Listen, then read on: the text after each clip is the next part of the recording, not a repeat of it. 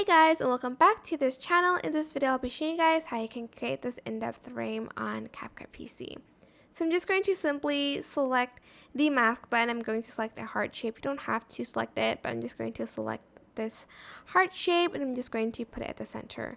Then I'm going to put it on top of a video, and I want to have like a shadow here. Gosh, why is it so small?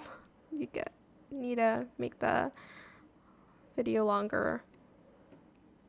Then you are going to just simply go to library and you're going to add in a black stock video under the frame that you had. Once you're done, you're just going to select this. You're going to go to mask and you're going to again select the heart shape. You're then going to reverse it and then you're just going to create a shadow. It looks very weird now, but you're just going to basically feather it out to smooth out the shape.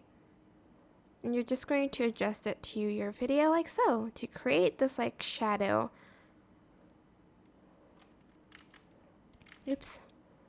You can resize it as well and feather it out more if you'd like to, if it's too harsh. That's basically it really. You can add in a texture if you'd like to on effects just to give it more texture to the